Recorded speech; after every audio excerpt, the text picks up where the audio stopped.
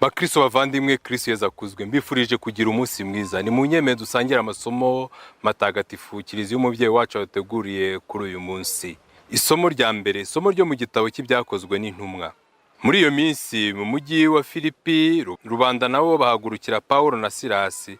Nuko abacamanza babashishimura imyambaro, babategeka ko babakubita ibiboko.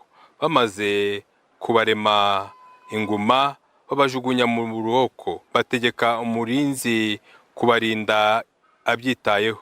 Umurinzi ngo abone ko ahawe itegeko rikomeye, abashyira mu nzu yo hirya cyane, amaguru yabo ayaboshye ku giti. Ahagana mu gicuku, Pawulo na Silasi barasenga baririmba ibisingizo by'Imana, izindi mfungwa zibateze amatwi. Nuko ako kanya haba umutingito ukomeye w'isi, imfatizo z'uburoko ziranyeganyega, imiryango yose ihita yikingura, iminyururu yari iboshye imfungwa zose iracikagurika. Umurinzi w'uburoko akangutse abona imiryango yose ikinguye, yibwira ko imfungwa zacitse, niko gukura inkota ashaka kwiyica. Ariko Pawulo atera hejuru cyane, aramubwira ati, uramenye ntiwigirire nabi, twese turi hano. Nuko uwo murinzi asaba urumuri, yinjira ahinda umushyitsi, maze yikubita imbere ya Pawulo na Silasi. Hanyuma arabasohokana no hanze, arababaza ati, bategetsi banjye, ngomba gukora iki kugira ngo nkire? Baramusubiza bati, wemere Nyagasani Yezu, uzakira wowe n'urugo rwawe. Nuko bamubwira ijambo rya Nyagasani, we n'abo mu rugo rwe bose. Ako kanya muri iryo joro arabajyana, yuhagira inguma zabo, aherako abatizwa hamwe n'urugo rwe rwose. Hanyuma ajyana Pawulo na Silasi iwe, arabazimanira, yishimana n'abo mu rugo rwe bose kubera ko yemeye Imana. Iryo ni ijambo ry'Imana.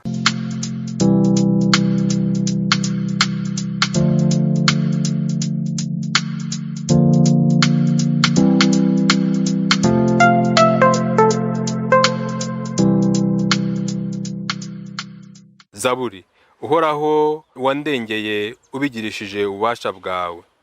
Uhoraho, ndakogeza n'umutima wanjye wose, ndakuririmbira imbere y'ab'ijuru bose, mfukamye nerekeye ingoro yawe ntagatifu. Ndogeza izina ryawe kubera impuhwe zawe n'ubudahemuka bwawe, kuko warangije amasezerano yawe, bigatuma ubwamamare bwawe burushaho kugaragara. Umunsi nagutakiye waranyumvise, maze urampumuriza, unyongerera imbaraga. Indyo yawe ituma nsinda, bityo Uhoraho azankorera byose. Uhoraho, impuhwe zawe zihoraho ubuziraherezo, ntuzatererane uwo waremesheje ibiganza byawe.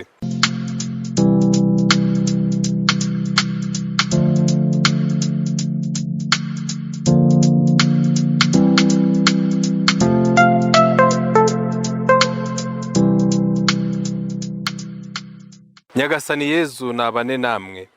Amagambo yo mu Ivanjiri ntagatifu uko yanditswe na Yohani. Muri icyo gihe Yezu agiye kuva kuri iyi si ngo asange se, abwira abigishwa be ati, ubu rero nsanze uwantumye, none muri mwe ntawe umbaza atugiye he? Ubwo mbabwiye ibyo, umutima wanyu wuzuye ishavu. Ariko mbabwire ukuri, ngiye byabagirira akamaro, kuko ntagiye umuvugizi ntiyabazamo, ariko ningenda nzamuboherereza. Kandi namara kuza azereka ab'isi aho icyaha cyabo kiri, n'aho ubutungane buri, n'urubanza uko ruteye. Azabereka icyaha cyabo ko batanyemeye, azabereka aho ubutungane buri, kuko ngiye kwa Data kandi mukaba mutakimbonye. Azabereka uko urubanza ruteye, kuko umutware w'iyi si yaciriwe urubanza. Iyo ni Ivanjiri ntagatifu.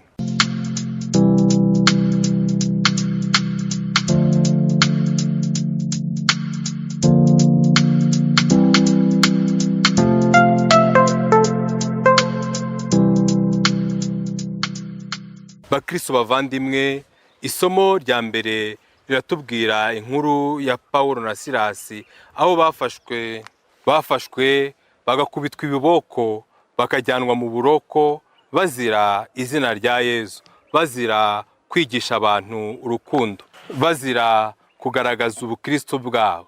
Natwe akenshi turatotezwa, akenshi tuvutswa amahirwe kubera ko twemeye Kristo kandi tumwamamaza.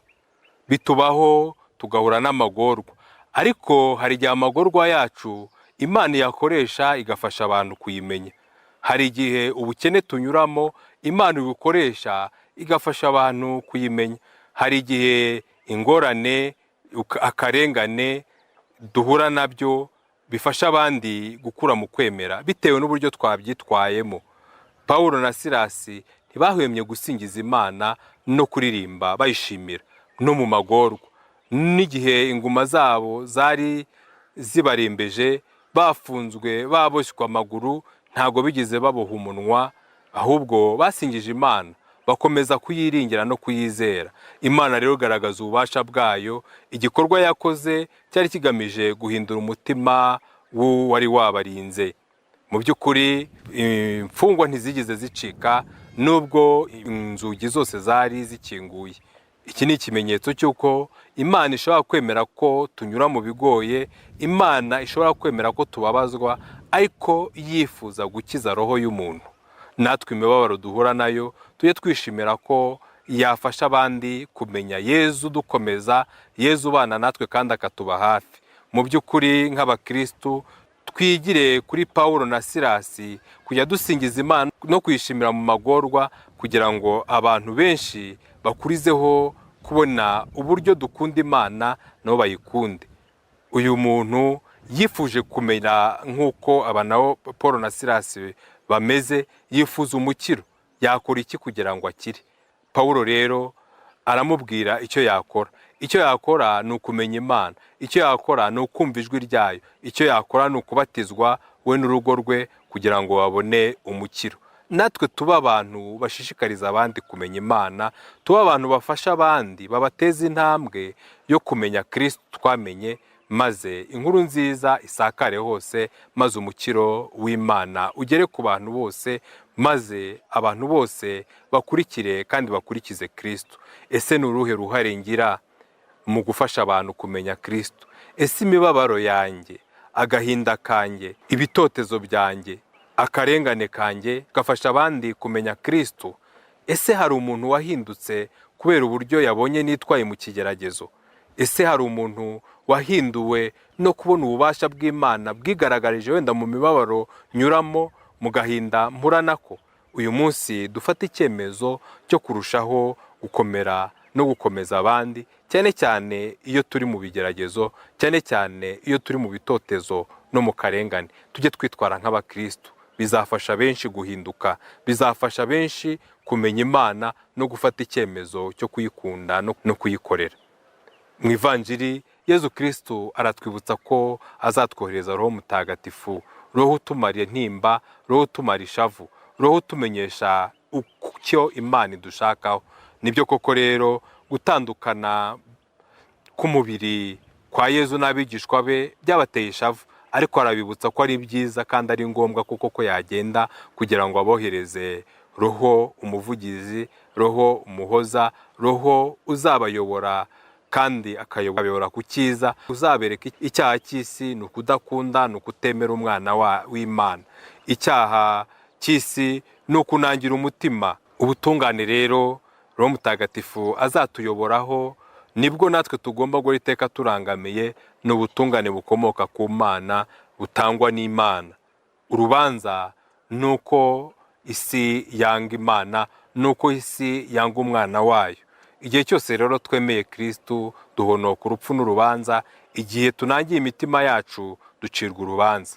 Yezu Kristo rero aradusaba kwitandukanya n'umutware w'isi Sekibi, ahubwo tugahora iteka twunze ubumwe nawe kugira ngo tuzabashe kubona umukiro, dusangire nawe ikuzo ry'ijuru.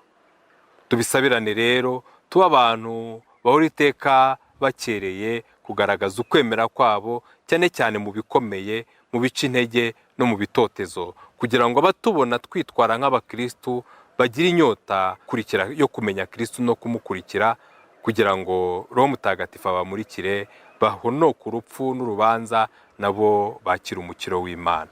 Nyagasani Yezu nabane namwe, ushobora byose kandi akabana nyirimpuhwe, nabaho umugisha abarinda bakomeza biteho ab'amahoro, Imana Data na Mwana na Roho Mutagatifu. Amina.